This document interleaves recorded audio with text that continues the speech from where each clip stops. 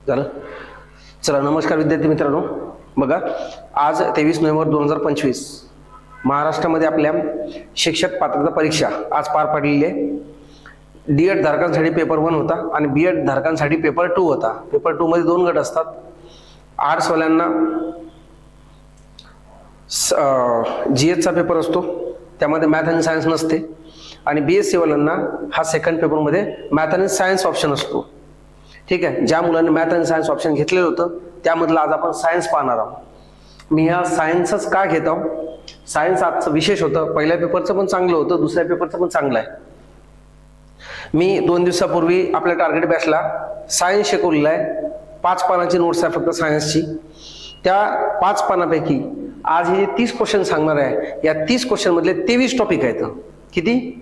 23. आणि पहिल्या राऊंड मध्ये 23 झालेले आहेत, त्यामध्ये 13 परफेक्ट आहेत. सेकंड राऊंड मध्ये पूर्ण पेपर कव्हर झाला असता, तर आपण 3 दिवस शिकवलेला आहे.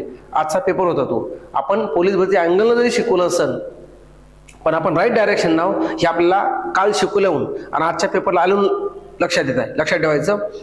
तर महाराष्ट्राच्या ज्या तमाम बांधवांनी आज एक्झाम दिलेली आहे त्यांनी आपले आन्सर कोणते बरोबर आहे कोणते चूक आहे या आन्सर घेऊन चेक करू शकता. एका प्रश्नामध्ये फक्त तफावत आहे, तो प्रश्न मी घेतला पण नाही, तो आन्सर की मध्ये फायनल करायचा, कदाचित तो रद्द होईल. ठीक आहे. तर बघा, मी एका विद्यार्थ्याची डायरेक्ट प्रश्न मी अपलोड केलेली आहे. ठीक आहे. तर त्यावर मी तुम्हाला प्रश्न वाचल्यावर कळेलच. प्रश्न क्रमांक 121 ते 150 पर्यंत असे 30 क्वेश्चन होते. तर पहिला क्वेश्चन क्रमांक 21, वाळू, सोडा, चुनखडी, barium oxide, barium oxide, boron यांच्या मिश्रणातून रिकामी जागा काच तयार होते. काच कोणत्या प्रकारचा विचारलं त्याने. बघा, काच तयार करण्यासाठी आपल्याला वाळू कन्फर्म पाहिजे, सिलिका कन्फर्म पाहिजे. लक्षात. मग वाळू आहे म्हणजे काय, सिलिका काच होऊ शकते. ठीक आहे. पण त्या प्रश्नातच त्यांनी काय दिली, हिंट दिली आपल्याला, बोरॉन ऍड आहे. बोरॉन ऍड झाल्यानंतर जो काच बनतो ना, हा बोरोसिलिकेट काच बनतो. कोणता बनतो? बोरोसिलिकेट. हा प्रश्न सोपी होता. 121 काय झालं आपलं? 2. बघा, प्रश्न क्रमांक आपला 122. 122, स्क्रूचे वस्तुमान 1 kg असून लाकडी पृष्ठभागावर टेकणाऱ्या टोकाचे क्षेत्रफळ 9.8 चा वर्ग म्हणजे काय असेल? मिलीमीटरचा वर्ग आहे. तर स्क्रूने पृष्ठभागावर लावलेला दाब किती? मित्रांनो, आता बघा, हा क्वेश्चन काय मुलांना कठीण गेला असेल. ऍक्च्युअली दाबाचं एकक आहे पास्कल, म्हणून P = न्यूटन भागला काय पाहिजे आपल्याला? एरिया. हे सूत्र आहे. मग त्याने न्यूटन दिलं का? न्यूटन म्हणजे काय, बल दिलं का? नाही. मग तुम्हाला या बलाचं हे बल काढावं लागलं असतं. बल म्हणजे काय असेल? फोर्स इंटू, लक्षात, मास इंटू काय असेल? ग्रॅव्हिटेशनल. त्यांनी दिला का? त्याने आपल्याला दिलेला आहे. बघा, गुरुत्वाकर्षण किती दिलेलं आहे आपल्याला? 9.8. जर आपण मास त्यांनी दिलेला 1 kg, मग 1 गुणीला किती केला आपण? 9.8. लक्षात. बरोबर काय? किती आलं? 9.8च येणार आहे. म्हणजे आपल्या दिलेल्या उदाहरणामध्ये सूत्रामध्ये किंमत जर टाकतो म्हटलं आपण, तर किती आलं आपलं? 9.8 न्यूटन. आता फक्त एरिया. आता एरिया त्यांनी दिलेला आहे आपल्याला, किती दिला आहे? 9.8 मिलीमीटरचा वर्ग दिलेला आहे. ते मिली नको आहे आपल्याला. लक्षात. 1 मिली म्हणजे किती असेल? 10⁻³ पण ते वर्ग असल्या कारणामुळे आपल्याला याचा वर्ग करावा लागेल. म्हणजे 10⁻⁰ काय ते? -6 येते. म्हणजे खाली काय येईल आपल्या इथं? 9.8 गुणीला 10⁻⁻6. आता इथं जर चेक करतो म्हणलं आपण, आपलं 9.8 कॅन्सल केले आपण, तर वर आलं आपलं 1/10⁻⁻6.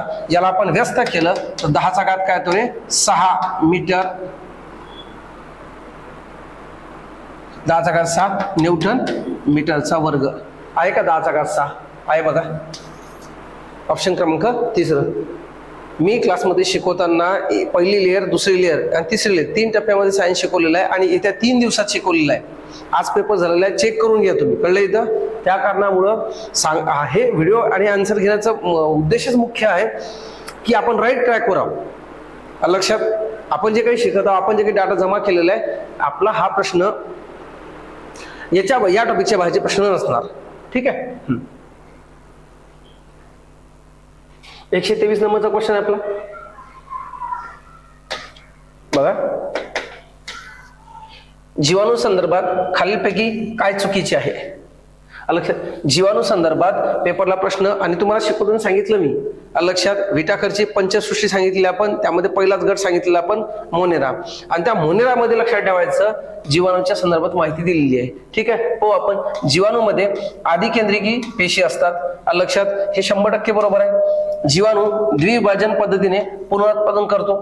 आता मित्रांनो बघा, मी तुम्हाला लैंगिक आणि अलैंगिक पुनरुत्पादन 2 पद्धती सांगितल्या, एक लैंगिक पद्धत आणि एक अलैंगिक पद्धत. आणि अलैंगिक मध्ये आपण गट पाहिले होते, प्रकार पाहिले होते, एक पेशीवाल्याचे आणि बहुपेशीवाल्यांचे. एक पेशीमध्ये आपण विभाजन पद्धत, खंडीभवन पद्धत ह्या पद्धती पाहिल्या होत्या आपण लक्षात.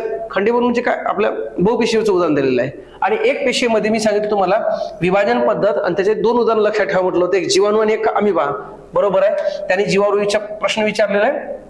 आता लॅक्टोबॅसिलस म्हटलं तिसरं, लॅक्टोबॅसिलस हा जीवाणू हानिकारक आहे? नाही, हानिकारक नाही आहे तो. हा दुधापासून दही बनवते, हे मानवी शरीरासाठी कसं आहे, फायदेशीर आहे लक्षात. दुधापासून दह्यात रूपांतर करणारा जीवाणू कोणता असेल, लॅक्टोबॅसिलस. त्याने काय म्हणलं, हानिकारक, म्हणजे हे चुकलं. आपलं उत्तर काय पाहिजे, तिसरं, कारण जीवाणू संदर्भात त्याने काय विचारलं, काय चुकीचे आहे. जीवाणूंना संसर्ग करणाऱ्या विषाणूंना जीवाणुभक्षी म्हणतात. जीवाणूंना मारणाऱ्यांना काय म्हणतात, जीवाणुभक्षी. हे 100% बरोबर आहे. हे पुढचा PYQ येऊ शकते रे, बॅक्टेरियोफाज. ठीक आहे, जीवाणूंना मारणारा विषाणू आहे तो. ठीक आहे. आता पुढचा प्रश्न आहे आपला.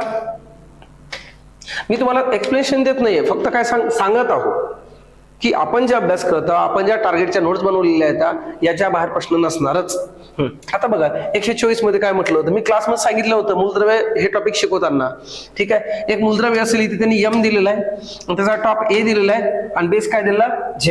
आता मी A ला काय म्हटलेलं आहे, सुरुवात जरी ABC पासून होत असेल तर त्याला क्रमांक न म्हणता त्याला काय म्हणायचं, वस्तुमानांक म्हटलं होतं आपण. आणि Z हा जो आहे ना क्रमांकासाठी वापरला जातो लक्षात. A फॉर वस्तुमान आहे आणि Z काय असते आपला अनुक्रमांक असतो. आणि ऑप्शन नंबर 2 मध्येच म्हणलेलं आहे. A ला काय म्हणतात, तर A हा अणुवस्तुमानांक आहे, तर Z ला काय म्हटलं आपण, अणुक्रमांक म्हणतो लक्षात. पायथ्याशी अनुक्रमांक म्हणतात, क्रमांक लिहितात, आणि टॉपला अणुवस्तुमानांक लिहितात. ऑप्शन नंबर 24चा. आता 125 आहे. काय म्हटलं त्यांनी आपल्याला, प्रतल आरशावर आपाती प्रकाश पृष्ठभागाशी 30 डिग्री कोन करतो, तर परावर्तित किरणांनी लंबाशी केलेला कोन किती असेल. बघा हे काय असेल, आपलं पृष्ठभाग असेल.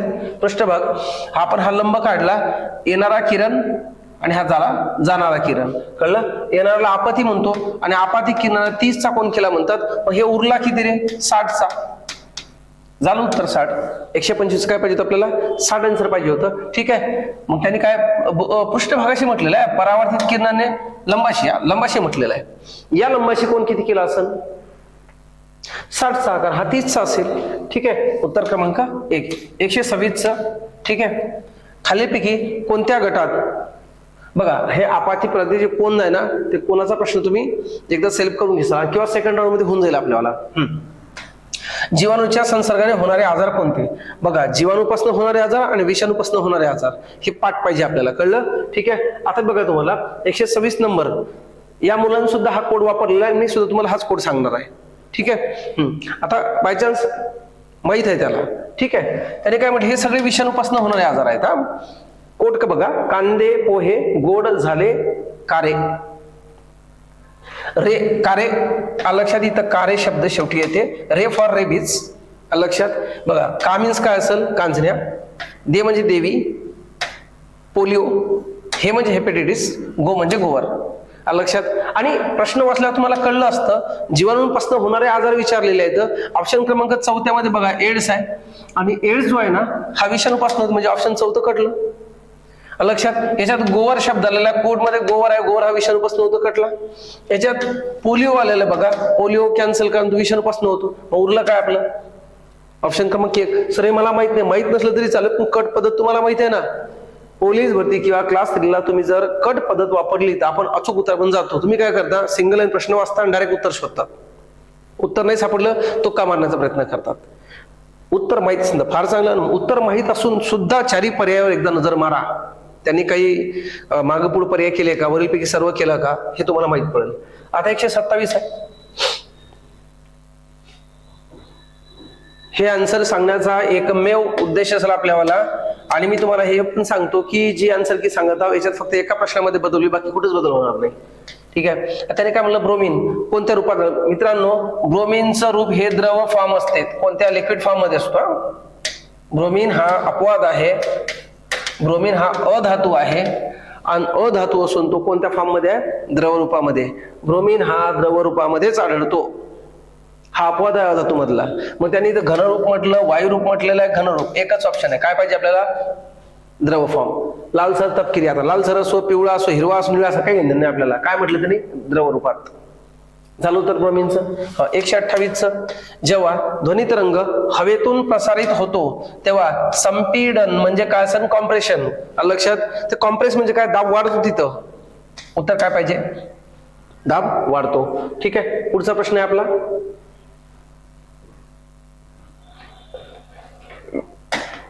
मी व्हिडिओ फास्ट का घेतो, आपला जास्त टायमिंग जावं नाही म्हणून यामध्येच. ठीक आहे. हा, मानवी शरीरातील सर्वात मोठी ग्रंथी कोणती, यकृत. हे फ्रीट होता सगळ्यांचा, बरोबर आहे, काही विषय नाही, चिल्लर क्वेश्चन होता.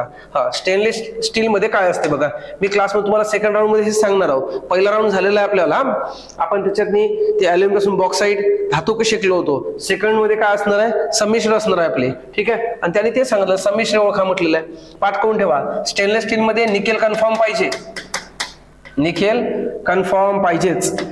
लक्षात, ह्या दोन गोष्टी लक्षात ठेवा, निकेल पाहिजे आणि क्रोमियम पाहिजे. क्रोमियम, निकेल आणि क्रोमियम कुठे आहे बघा, हे निकेल क्रोमियम आहे, निकेल क्रोमियम आहे.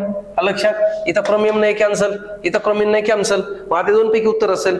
आता स्टेनलेस स्टील आहे तो, म्हणजे इथं काय पाहिजे, लोखंड पाहिजे, कार्बन पाहिजेच, म्हणजे ऑप्शन क्रमांक दुसरा झालं.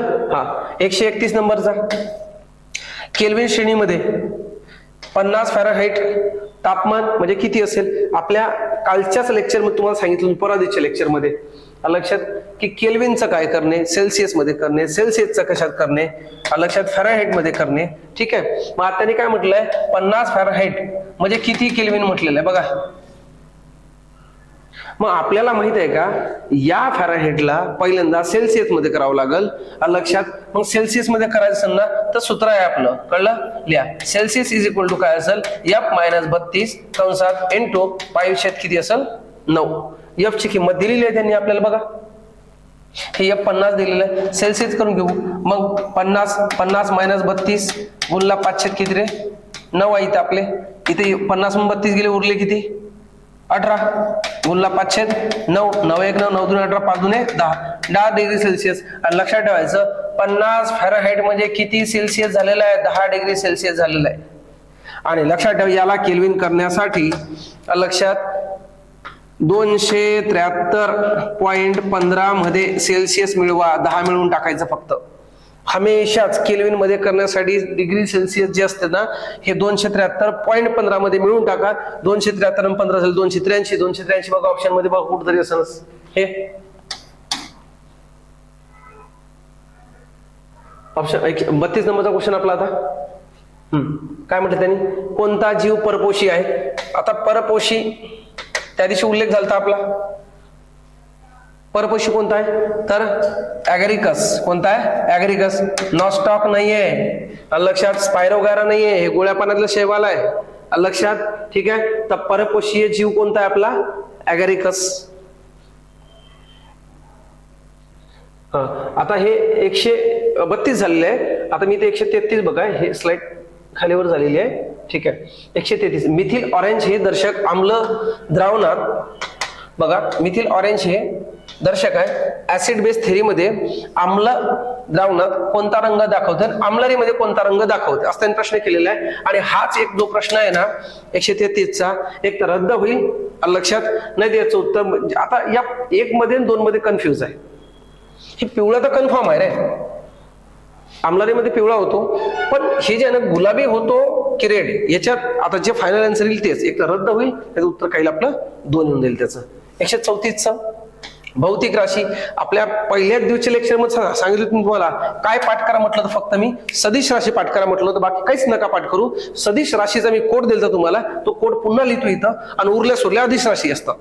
आपण आपल्या टेस्टला तापमान टाकलं होतं, तापमान अधिश राशी आहे, कळलं? मग सदिश काय असेल, अदिश राशी काय असेल याच्या भावनेत पडू नका. सदिश राशीचा कोड पाठ करा म्हटलं तुम्हाला, तो कोड लिहितोय तुम्ही. लक्षात कोड होता आपला बलराम नावाचा व्यक्ती आहे. बलराम संवेगा नावाच्या मुलीला घेऊन पडतो म्हटलं आपण. बलराम संवेगाला घेऊन त्वरित, कसा त्वरित विस्थापित झाला, त्वरित वेगाने विस्थापित झाला. त्वरित कोड आहे आपला, त्वरित वेगाने विस्थापित झाला. मग आता बघा आपल्या सगळ्या सदिश राशी आल्यात. बल, संवेग, त्वरण, वेग आणि विस्थापन.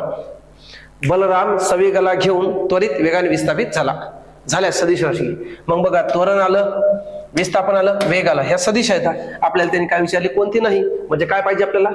गतिज ऊर्जा. ऑप्शन क्रमांक 3. एवढ्या सोडल्या, बाकी सगळ्या. याच्यात एक आणखीन आहे लक्षात, चुंबकत्व वगैरे म्हणतो तुम्हाला, त्याला पण ती पण एक सदिश राशी गणली जाते. ठीक आहे, पण काही गरज नाही आपल्याला. एवढ्या 4 पाठ झाल्या, बस झाल्या. 135.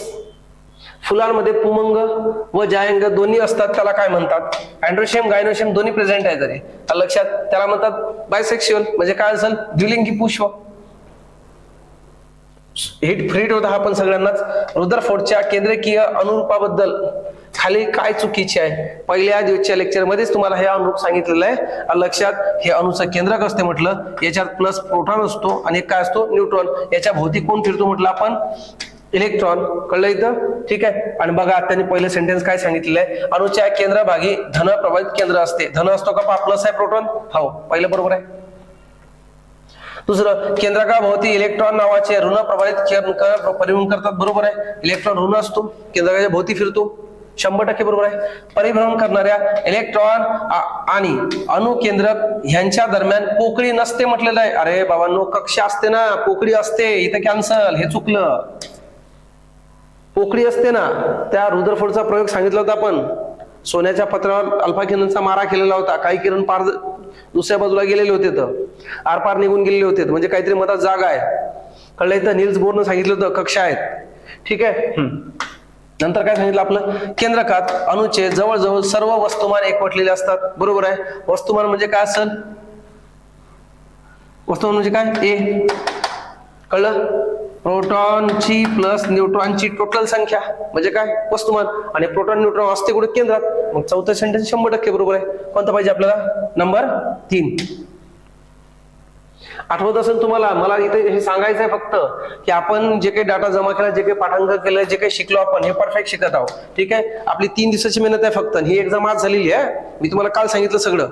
ठीक आहे. आणि एकच टॉपिक बाकी आपल्याला शिकवायचा, तो म्हणजे काय? प्राण्यांचं वर्गीकरण. जेव्हा वाहनिक तारेतून क्ष अक्षाच्या धन दिशेत इलेक्ट्रॉन वाहतात. मी लिहून दिलं तुम्हाला की विद्युत धारा म्हणजे काय म्हटलं होतं मी तुम्हाला? विद्युत धारा म्हणजे काय? इलेक्ट्रॉनचं वहन, बाकी काहीच नाही. म्हणलं तुम्हाला करंट म्हणजे काय असेल? इलेक्ट्रॉनचं वहन. दोन्ही बॅचला म्हटलं होतं मी तुम्हाला. ठीक आहे. मला सांगा रे, जेव्हा ते फिरते ना, त्याच्या भोवती काय तयार होते? चुंबकीय क्षेत्र. दुसरं काय नाही, चुंबकीय क्षेत्र. हा, चुकीचे विधान 138 म्हटले त्यांनी. चुकीचे विधान ओळखा. काय म्हटले त्यांनी? तंतुकणिका व हरित लवके. Mitochondria is the powerhouse of cell. सेलचं म्हणजे पेशींचं ऊर्जा घर कोणाला म्हणतात? तंतुकणिका, मायटोकॉन्ड्रिया. लिहून दिलं तुम्हाला काल. ठीक आहे. हरित लवके, वनस्पती स्वतः तयार करतात. ज्या ज्या ठिकाणी हरित लवके प्रेझेंट आहे, मग ते पान असो, फूल असो, खोड असो, फांदी असो, जिथं जिथं हरित लवके आलं, ग्रीन भाग आला, तिथं त्या ठिकाणी वनस्पती स्वतः तयार करते. प्रकाशाच्या सानिध्यात असताना. प्रकाश नसल्यावर वनस्पती स्वतः तयार करणार नाही. ठीक आहे. काय म्हटलं त्यांनी? तंतुकणिका आणि हरित लवके काय? दुहेरी पटल आहे. कन्फर्म दुहेरी आहेत. कंबाईनला पण राज्यसभेत सुद्धा प्रश्न आलेला होता. केंद्रकातील गुणसूत्रात जनुकीय माहिती असते. बरोबर आहे. डीएनए कालच झालेला आहे आपला. डीएनए, जनुकीय माहितीचं वहन कोण करते? डीएनए. आणि केंद्रकात काय असतो? डीएनए असतो. आधी केंद्रकीय पेशी व दृश्य केंद्रकीय पेशी दोन्ही मध्ये एटीएस रायझोबम असतात का? नसतात रे. हे चुकलं लक्षात. हे चुकलं, त्याने चुकीचंच विचारलं.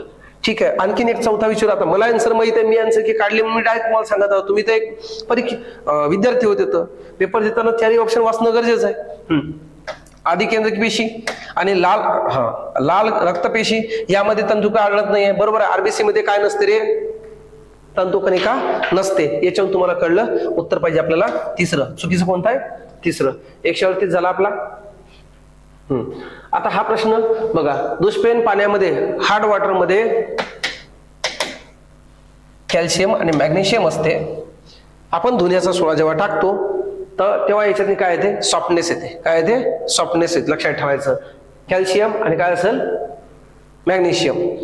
दुष्पेन पाण्यामध्ये काय असते? कॅल्शियम आणि मॅग्नेशियम. ठीक आहे. रट्टा मारून घ्या तो जर लक्षात राहत नसेल तर. ठीक आहे. महिला मंडळाच्या लवकर लक्षात येईल. माध्यम नसताना उष्णतेचे स्थानांतरण होते का? होते. कशातून? उत्सर्जनातून. माध्यम नसताना उष्णतेचे स्थानांतर होते का? उष्णता एका ठिकाणी दुसऱ्या ठिकाणी जाते का? हो. लक्षात. वहनाद्वारे होते, अभिसरणाद्वारे होते आणि जिथं माध्यमच नाही तिथे कुठे होते? उत्सर्जनाद्वारे. ठीक आहे. हे तर ऑप्शन नाही, नॉनसेन्स आहे. दोन्ही कसं काय होणार? दोन्ही पॉसिबल. ठीक आहे. आणखीन हा प्रश्न असा बनवेल, उष्णतेचे स्थानांतर कोणत्या माध्यमातून होते? वहनाच्या द्वारे होते, अभिसरणातून होते, उत्सर्जन होते. तुम्हाला वहन आणि उत्सर्जन ओळखीचं वाटलं, अभिसरण चुकीचं वाटलं ना तुम्हाला? तिन्हीच्या तिन्ही बरोबर आहेत. पण तिनं माध्यम नसताना म्हटलं, निर्वात पोकळीमध्ये म्हटलेलं आहे. काय लिहिसाल? उत्सर्जनामध्ये. पुढचा प्रश्न आपला 141. अन्न साखळीतील पहिल्या पोषण पातळीत जर आता हे जरासा याचा क्वेश्चन आहे आपला, एन्व्हायरमेंटचा क्वेश्चन आहे. अन्न साखळीतील पहिल्या पोषण पातळीत जर 100 जूल ऊर्जा असेल तर त्यातील तिसऱ्या पोषण पातळीत किती ऊर्जा असेल? लक्षात ठेवायचं. ऊर्जा पातळीचा मनोरायक लिंडमन या शास्त्रज्ञानं मांडलेला. लक्षात. तिथं काय असते माहिती आहे का? पहिल्या पातळीतली ऊर्जा, दुसऱ्या पातळीत ऊर्जा, तिसऱ्या पातळीत ऊर्जा हे कमी कमी होत जाते. आणि ती कमी किती होते माहिती आहे का मित्रांनो? 10% कमी होते. इथे बघा किती टक्क्याने कमी होते म्हटलं मी? 10%. मग आता मला सांगा, पहिल्या पातळीत त्याने किती म्हटलेलं आहे? 100. मग दुसऱ्या पातळीत 10% काढा बरं, किती उरल? 10. तिसऱ्या पातळीत त्याने विचारलेलं आहे 10चे 10% म्हणजे किती? 1. तिसऱ्या पातळीमध्ये फक्त 1 जूल ऊर्जा मिळेलच. लक्षात ठेवायचा. लिंडमनचा हा काय असेल? लिंडमन या शास्त्रज्ञाचा काय हा ऊर्जेचा मनोरा आहे. तो जसा जसा पातळी वर जाईल तशी तशी एनर्जी कशी होते? कमी होत जाते. किती टक्के कमी होते रे? 10% डिक्रीज होते. त्याने 100 दिलेलं आहे. पहिल्यात 100, दुसऱ्याला ती 10 होते, तिसऱ्यात फक्त किती बनेल? 1 बनेल. 141 काय असेल? 1. ठीक आहे. मी फास्ट सांगत आहो. अभ्यासवाल्याला चांगलं कळते, ज्याचा अभ्यास काहीच नाहीये, पहिल्यांदाच ऐकत असेल, त्यांच्यासाठी डोकं लावू नका. चुकीच जोडी म्हटलेलं आहे. कन्फर्म. डायरेक्ट फ्रीड क्वेश्चन आहे. व्हिनेगर म्हणजे काय? Acidic acid.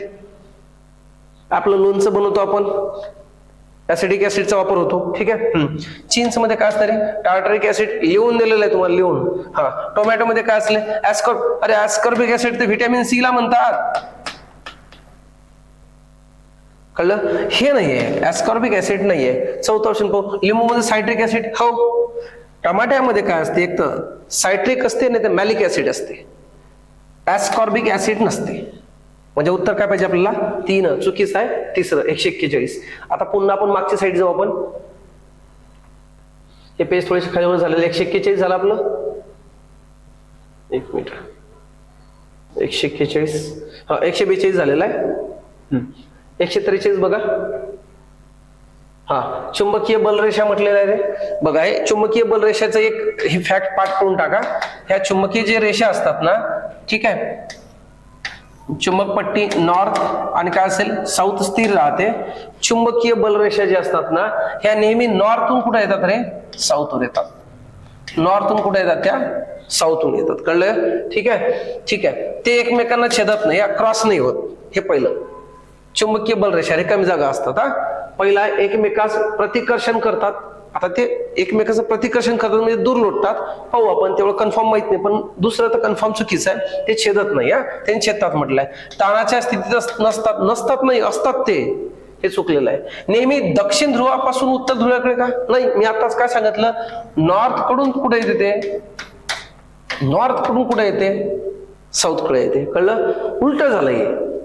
उत्तर ध्रुवाकडून दक्षिण ध्रुवाकडे पाहिजे होतं. हे चुकलं. मग काय उत्तर? काय? हे चुकलंय, हे चुकलेलं, हे चुकलंय. नसतात नको, छेदतात म्हटलेलं आहे. उत्तर दक्षिण चेंज केले त्यांनी. उत्तर काय पाहिजे मग? 1. चुंबकीय बलरेषा एकमेकास प्रतिकर्षण करतात. ठीक आहे.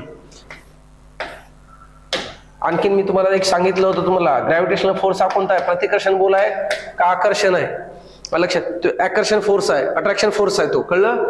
हा, चुंबकीय म्हणलं की प्रतिकर्षण. हा ठीक आहे, ते सजातीय विजातीय ध्रुव आहेत, ते एकदा वाचून घेसाल. ठीक आहे. 144 मानवाच्या हृदयातील कार्य. हृदय शिकवलं तुम्हाला मी, हे बघा, मी हृदय काढू नका म्हटलं, तुमच्या डायग्राम परफेक्ट नसणार म्हटलं, त्या कारणामुळे मी तुम्हाला एवढं सांगितलं होतं. बघा, मी इथं तुम्हाला हे 4 चेंबर दिलेले होते, फक्त दिलते. याला मी 1 म्हणलं होतं, याला 2 म्हटलं होतं, 1 मिनिट, याला 1, याला 2, याला 3, याला 4 म्हटलं होतं. 4थ्या ठिकाणावरून आपल्या मानवी शरीरामध्ये शुद्ध रक्ताचा पुरवठा होतो म्हटलं असा, आणि अशुद्ध कुठे येते म्हटलं, पहिल्या चेंबर मध्ये. या वरच्यांना म्हटलं होतं मी अलिंद. काय म्हटलं होतं मी वरच्यांना? अलिंद. याला अलिंद. या खालच्यांना निलय, याला निलय. अलिंद आणि निलय पाठ करा म्हटलं होतं तुम्हाला, लक्षात. आणि ज्याच्यातून शुद्ध रक्ताचा पुरवठा होते 4थं चेंबर आहे, ते स्ट्रॉंग असलं पाहिजे ना. आता ऑक्सिजन युक्त शुद्ध पुरवठा आहे, आणि त्याचं पंपिंग करताना काय होते, फोर्सने कुठे जाणार आहे, ब्लड वर जाणार आहे, कळलं. 4थं चेंबर हे सगळ्यात मोठं आहे, लक्षात, स्ट्रॉंग आहे. आणि त्याने काय म्हटलेलं आहे, मानवाच्या हृदयातील कोणत्या कप्प्यांच्या भिंती सर्वात जाड असतात? 4थ्या चेंबरच्या भिंती जाड असतात. आता ही झाली उजवी बाजू, ही झाली डावी, पहिलं, दुसरं, तिसरं, 4थं, कळलं. याला म्हणतात डावे अलिंद, डावे निलय, उजवे अलिंद, उजवे निलय. चुकला माझा, 1 मिनिट. हे उजवं अलिंद आहे, उजवं निलय, डावं अलिंद, डावं निलय. मग डावं निलय उत्तर पाहिजे. काय पाहिजे? डावं निलय, डावं निलय. आता काही मुलांचं म्हणणं, सर ही प्रश्नपत्रिका आम्हाला पाहिजे, हे आपल्या क्लासच्या ग्रुपवर टाकून देईल मी प्रश्नपत्रिका. ठीक आहे. त्यानंतर 145 नंबरचा क्वेश्चन आहे आपला, कोणत्या संयुगाच्या मध्यभागात धातूंचा समावेश नाही? आणि मी तुम्हाला काय सांगितलं, सायनाकोबाल्मिन कोबाल नाव म्हटलं होतं, याला B12 म्हणतात. याच्यात कोबाल्ट नावाचा धातू असतो रे, कोबाल्ट असतो, लक्षात. त्याने काय म्हटलेलं आपल्याला इथं, धातूंचा समावेश नाही. धातूंचा समावेश कुठं नाही, फक्त बेन्झिन मध्ये नाहीये. मी हे प्रश्न हँडल केलेला आहे म्हणून डायरेक्ट आता आन्सर बेन्झिन सांगितलेलं आहे. क्लोरोफिल मध्ये असते, हिमोग्लोबिन मध्ये असते, सायनाकोबाल्मिन मध्ये सुद्धा असते. कशात नाहीये? बेन्झिन मध्ये नाहीये. मग मला सांगा, कोणत्या संयुगाच्या मध्य भागामध्ये धातू समावेश नाहीये? तर बेन्झिन. हा प्रश्न मुलांना हार्ड गेला असं चुकू शकते, कारण की खूप मायक्रो लेवलला त्याने विचारलेला आहे. 146चा पण चुकलेला असू शकते काही मुलांचा. ठीक आहे. त्यांनी काय म्हटलेलं आहे इथं, विशिष्ट गुरुत्व, पदार्थाची घनता आणि पाण्याची घनता अनुक्रमे PG, PS आणि PW असे दर्शवतात. तर त्याचा संबंध कसा आहे? संबंध मित्रांनो असा असतो बघा, एखाद्या पदार्थाची घनता, पदार्थ कशाला म्हटलेला आहे रे? यसला म्हटलेलं आहे, आय थिंक, बरोबर आहे. हा, PS is equal to, 1 minute, PSच म्हटलं ना त्यांनी. हा, विशिष्ट PG, पदार्थाची घनता PS आणि पाण्याची घनता काय PW म्हटलेलं आहे. ठीक आहे. 1 मिनिट. हा, आता या विशिष्ट गुरुत्वाला काय म्हटलं त्यांनी? PG. ठीक आहे. याचा ओरिजिनल फॉर्म असा असतो, संबंध असा असतो. तर विशिष्ट गुरुत्व इज इक्वल टू, लक्षात, पदार्थाची घनता भागीला पाण्याची घनता असं असते. मग हा फॉर्म आहे का कुठं? बघा बरं आता, विशिष्ट गुरुत्व बरोबर काय असेल? पदार्थाची घनता भागीला पाण्याची घनता आहे का कुठं? नाहीये, लक्षात, नाही दिलेलं आहे. मग याला पलटवा ना तुम्ही. काय करा, हे PW जे आहे ना, पाण्याची घनता आहे ना, हे भागीला आहे, गुणीला पाठवायला. मग हे असं होईल, PW गुणीला PG बरोबर PS. हे बनते बघा, हे तच आहे, PS इक्वल टू PG गुणला PW. हे थोडंसं मागापुढे झालेलं आहे. ऑप्शन क्रमांक 1 द्यायला पाहिजे, 46चं. ठीक आहे. हा, 47 बघा, कोणते जीव मृतजीवी पोषण दाखवतात? आता मृत जीवांवर आधारित कोण आहेत रे? कवक, बुरशा, लक्षात. हे ब्रायोफायटा कसं होईल? टेरिडोफायटा कसं होईल? लक्षात. टेरिडोफायटा ही अशी हे वनस्पती आहे, ही संपूर्ण कशी आहे रे? पहिली विकसित आहे ना, लक्षात. हे प्रगत आहे, प्रगत. ब्रायोफायटा ही काय रे? उभयचर आहे, उभयचर. आणि एक उरलं थॅलोफायटा. थॅलोफायटा ही प्राथमिक वनस्पती आहे. थॅलोफायटा म्हणजे शैवाल. हे तर उदाहरण दिला, थॅलोफायटा म्हणतो आपण. वनस्पतीचे वर्गीकरण लक्षात, पहिले वर्गीकरण आपण, दुसरे वर्गीकरण सांगितलेले आपण, कळलं. मग म्हणजे काय, फळधारण का आपलं बीजधारी आणि अबीजधारी, पुष्पधारी अपुष्पधारी म्हणतो आपण, कळलं. आपल्या प्राथमिक 3 ज्या वनस्पती येतात लक्षात, त्या लक्षात ठेवायचे. थॅलोफायटा, ब्रायोफायटा गट्स आहे आणि कोणता टेरिडोफायटा आहे लक्षात. यामधलं आपण त्या दिवशी सांगितलं की थॅलोफायटा म्हणजे काय, प्राथमिक वनस्पती. हे सगळे कोण आहेत, हे शैवाल गट आहे. त्याने किती काय म्हटलंय, मृतोपजीव कोण आहे, कवक असतील. ठीक आहे, वनस्पती वनस्पती वनस्पती. ब्रायोफायटा याचं महत्वाचं वैशिष्ट्य आहे, उभयचर आहे. टेरिडोफायटा प्रगत पहिली वनस्पती आहे. अलग शैवाल आहे पाण्यातली. याला पान खोळ मूळ नसते. यालाही पान खोळ मूळ नसते, पण थोडेसे मुलाब असतात. याला पान खोड आणि मूळ हे कसे असतात, डेव्हलप असतात. ठीक आहे, याचे उदाहरण दिले नेचे वर्गीय म्हटलं होतं आपण, याला स्पायरोगारा म्हटलं होतं, याला थॅलोफायटा मध्ये आपण लक्षात ठेवलं असेल. ठीक आहे, आता हे 47 उत्तर आहे 2 नंबर. ठीक आहे, आता हे 48चा नंबर जो प्रश्न होता ना, हा खूप सोपी होता रे, समजलं असतं तर. ठीक आहे, NaOH धुण्याचा सोडा झालं. 1 ला पाहिजे होतं 2, 1 ला 2 आहे दोन्ही ठिकाणी. मग आता बघा, KOH माहित नाही सर, NH4OH माहित नाही आम्हाला, आणि मॅग्नेशियम सुद्धा माहित नाही आम्हाला. पण तुम्हाला एवढं माहित आहे, हे वाचल्यावर खतं म्हणतात. खतं तयार करण्यासाठी युरिया वापरला जातो. मग युरियासाठी कोण पाहिजे, नायट्रोजन. लक्षात, याच्यात नायट्रोजन कुठं दिसतो, हे N झालं. C ला काय पाहिजे, 3. C ला 3 एकाच ठिकाणी असेल बघा. C ला इथं 4 आहे, हे 3 दिसला मला, 3 वरचा खाली 4 आहे. ठीक आहे, C ला काय पाहिजे, 4. हे आहे ऑप्शन क्रमांक 2. 149. हा, अरे बाप, हा पहिल्या दिवशीचाच लेक्चरचा प्रश्न आहे आपला. गतीचे प्रकार, वर्तुळाकार गती. गती विषयक 3 नियम सांगितले तर आपण, न्यूटननं सांगितलेले, जडत्वाचा, संवेगाचा आणि प्रतिक्रियेचा, कळलं. त्यानंतर गतीचे प्रकार सांगितले होते तुम्हाला लक्षात. स्थानांतरणीय गती म्हटलं होतं आपण, वर्तुळाकार गती म्हटलं होतं, आणि काय म्हटलं होतं, दोलन गती. कोणती गती, दोलन गती. आणि अनियमित म्हटलं होतं, याला फुलपाखराचं उदाहरण दिलं होतं. दोलन गतीला आपण पेंडुलम आणि मशीन, शिलायंत्राची मशीन म्हटलं होतं. आणि वर्तुळाकार गतीला म्हटलं होतं आपण, पृथ्वी सूर्याभोवती आपलं स्वतःभोवती फिरणे, काटे घड्याळातले.